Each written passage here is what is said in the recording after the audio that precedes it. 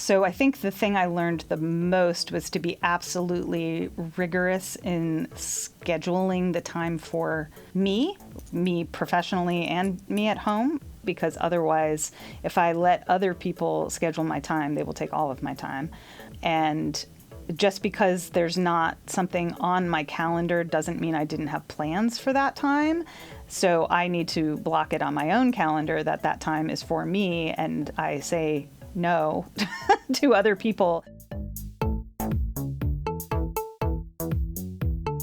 Hi, Wolfpack fans. Welcome back to our episode today, which features our guest, Dr. Katherine Saul, a proud mother and professor and associate department head of mechanical and aerospace engineering at NC State University.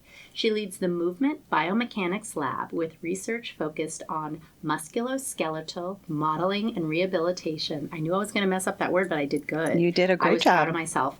Kate is a university faculty scholar and recognized for both her research and mentoring, and I'm going to say inside the water and outside. We'll get to what that means later. Welcome. Thank you so much for having me. Glad to be here. Thanks, Marcy. Yeah, it's really great to have this conversation. And I told you I wanted you to give a little bit more of an elevator pitch to our listener.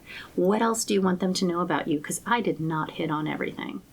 I have loved being at NC State and the opportunity to really work with students in the classroom as a mentor and now as a grad program director.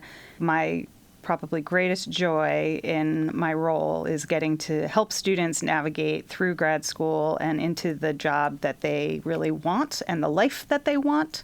And as today, I think we're going to talk a little bit about that life piece. I would also offer that I think it's really important to honor the life and the whole person that you are. So for additional context, I do have a daughter who is 12. I have a partner who is also a faculty member. I have a dog, and I really enjoy outside of work. I enjoy quilting and embroidery and reading and spending time with my family. Thanks for that background, and it's always nice to see who the woman is behind all these impressive awards and titles. And when we met was, I think, my first week on the job. I was meeting all the directors. I think there were 10 or so of them within the college, and you just stood out to me. You had a line of students at your door, and you were so calm, and you were telling me all this information about helping people with their life. And I love that you use that phrase, that it's not just about your professional identity, but you as a whole human. So I wanted to kind of start off this conversation. I know I said something about the water. That was my little teaser, because you were a coxswain at Brown University. Tell us what that is and how you use that skill today. So the coxswain is the team member who sits in the boat with the rowers and is a hybrid member of the team and coach. So their role is to coach during practice and call the race when you're in a race and steer the boat.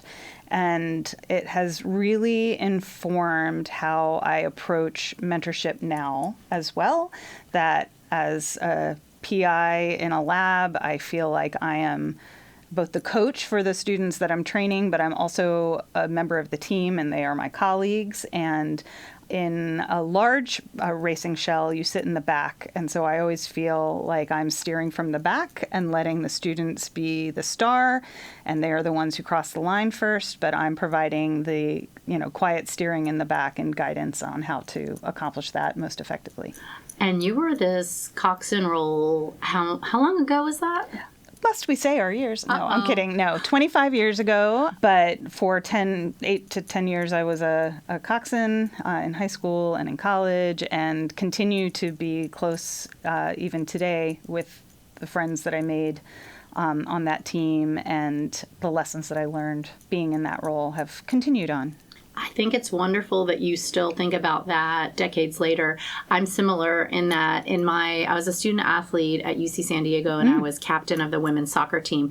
And I put that on my resume, and I would talk about that so many times to people because it was like I loved to inspire people to reach their potential. And I'm literally like, I'm doing that today, just not in the grass. Exactly. And that sounds similar to you. Yes. Yeah. It formed a big part of my identity. And, in reflection, 25 years ago, should it still loom so large? But it really is where I found joy, and also what I was good at. Was leading in that way. And so to get to continue to do that and form that same sort of role now in my job just feels like it was the best kind of preparation I could have for the job I have.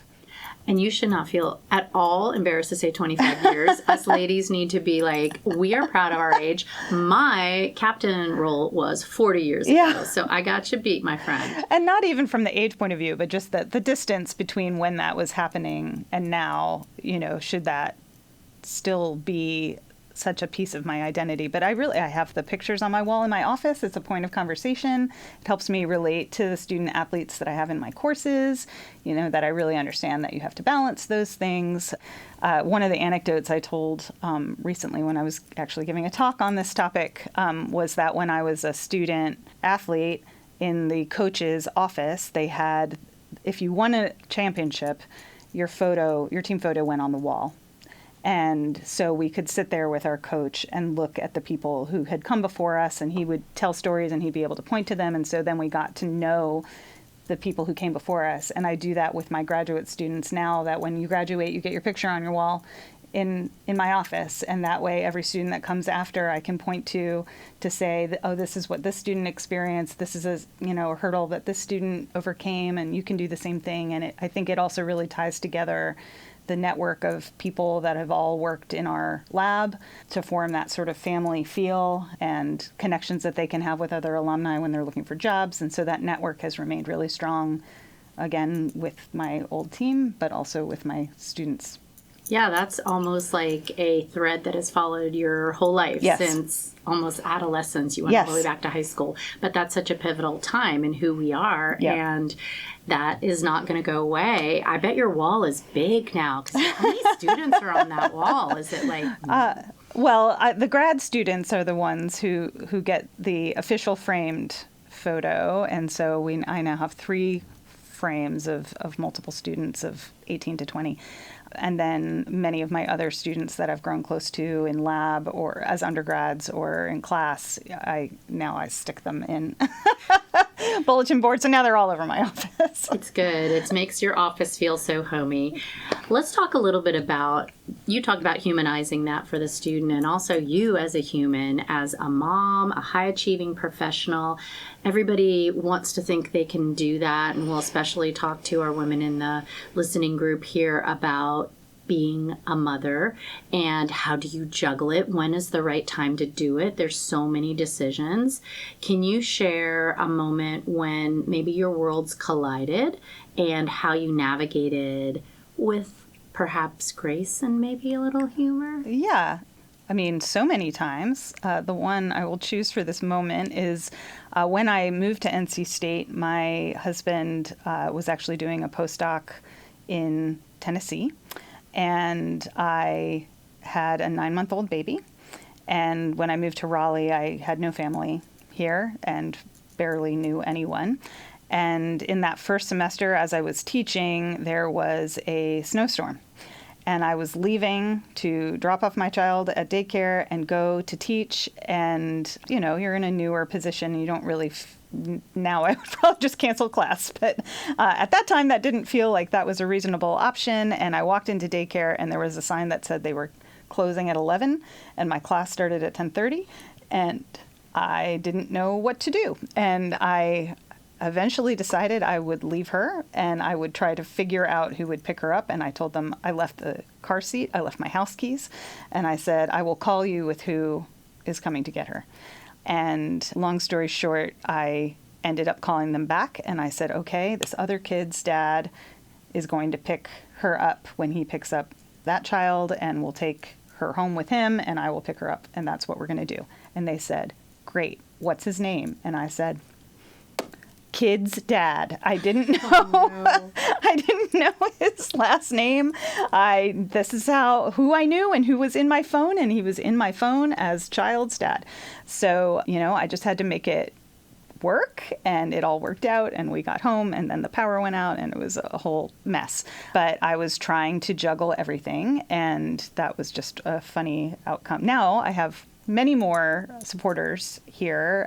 My husband works here too, and so I'm unlikely to experience that type of being left alone to balance it all. But the takeaway is that you figure out who your local network is, and that was the beginning of my local network, was so-and-so's dad, and these all became people that we could rely on, and sometimes those people are not your family, but your found family that you create. And that was an important turning point in being able to reach out to somebody else to say, listen, I need help.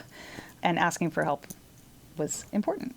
Right. It takes a village. And you were talking about how your husband also is a high power career, successful person in the partnership and in the family. What thoughts do you have for young people that are thinking about maybe sleeping next to someone the rest of their life? And how do we navigate all of that together? I think the most important piece of advice is, if you choose to choose a partner, to find a partner who values your success as much as theirs. And certainly I could have chosen a life independently and been successful. And if I'm going to add someone else to that life, they have to be a help, and to both of us, and to make it easier to navigate things together than it would be to navigate it alone. And certainly I have been absolutely fortunate that I have that position where we were both willing to sacrifice in moments, knowing that the goals were shared. So that period when he was in Tennessee, it was because we had a very clear vision of how that would allow us to be, both successful in the same place down the road, and there was a clear route to that.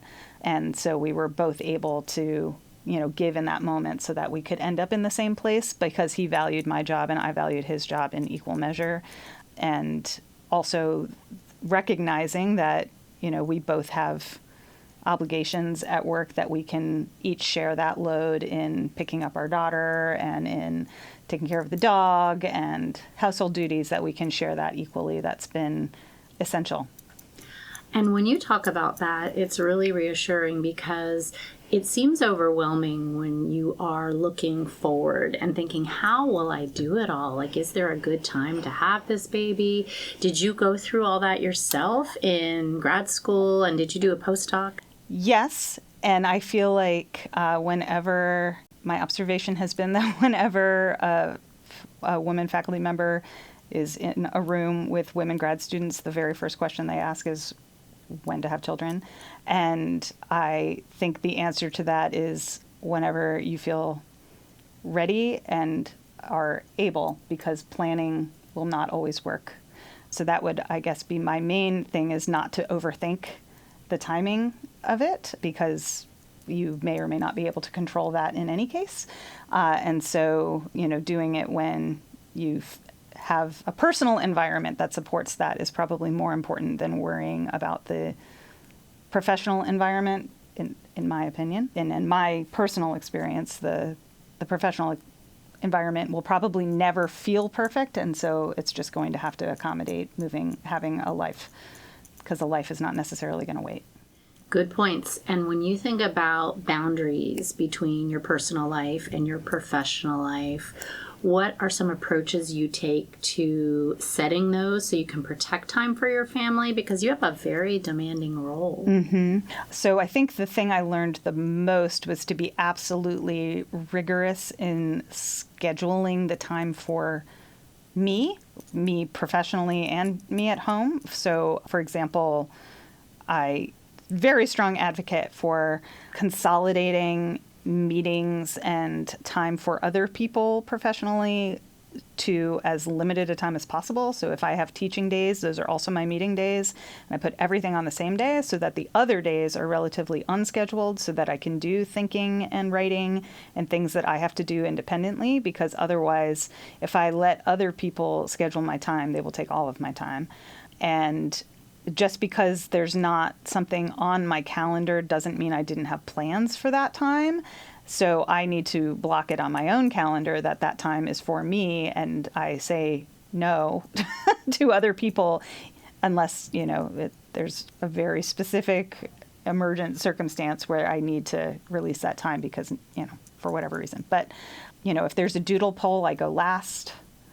So I can see what the potential overlap times are, and I can pick the one that works best for me. I'm as stringent as I can be about leaving at a particular time, even if that means I pick up work later in the evening. But this started when I moved here and I was alone most days to get to daycare.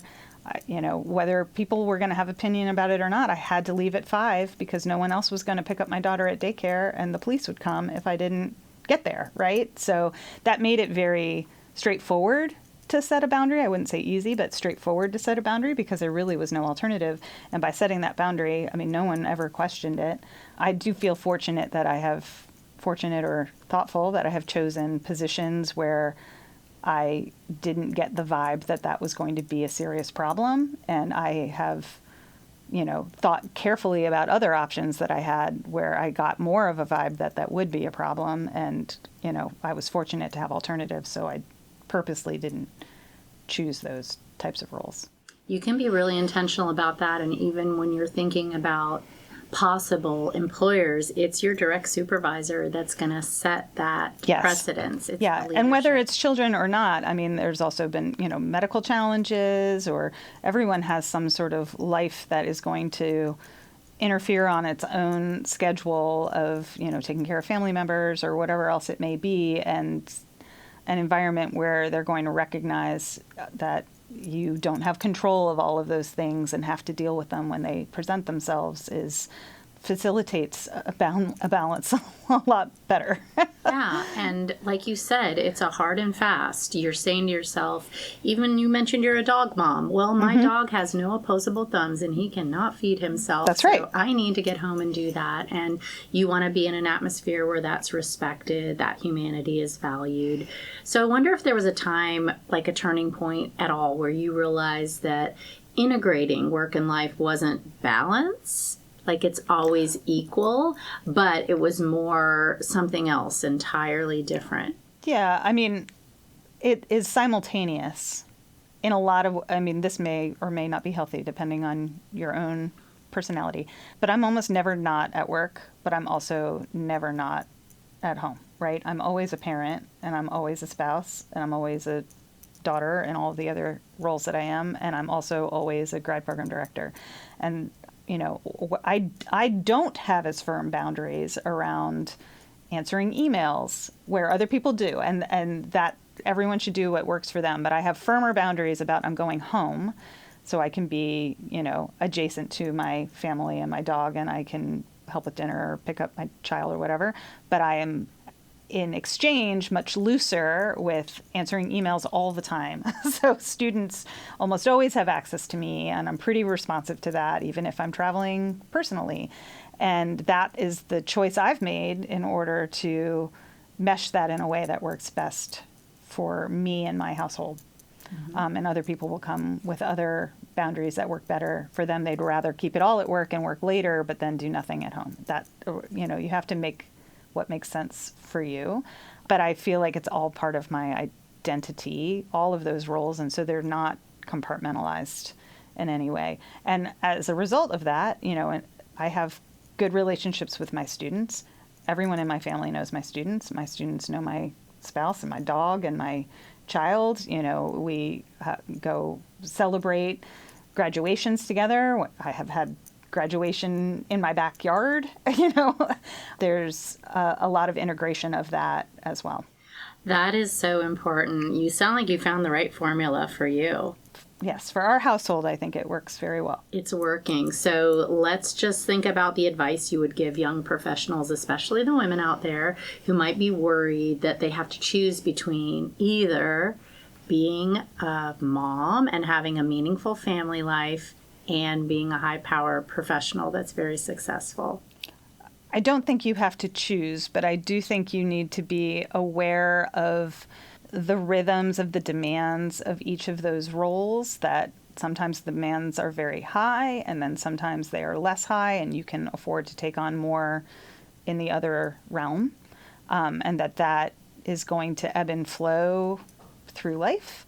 And also to think very carefully about who you include in your life and the type of role you take, because that will have almost more influence than anything else on whether you can achieve what you want to achieve in both spaces and be happy. That having what has enabled me to do this is making a good choice about who I had at home.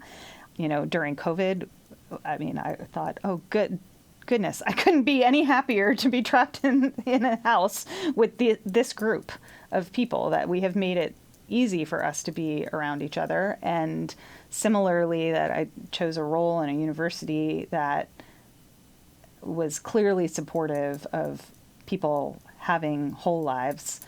And that honestly has worked to the university's benefit, because I'm able to work much harder and do much more for them when I can do it in a synergistic way and not feel like I'm fighting against something to make it happen. Well said, Dr. Saul. All right, we are at our final time machine question. Okay. You ready? Maybe. we're gonna actually invite your future self to walk in the room right now and step in here and give you some encouragement about this chapter of your life. And what would you like her to say? What do you need to hear today? I actually think that I am in a pretty sweet spot of, having, as I just said, like, great group that I've chosen to share my life with, and a good environment to achieve what I want to professionally. And I think now is a point in my career to be expansive and thinking about what comes next, and to just, I suppose, trust that vision for how to continue to move forward in both realms at the same time.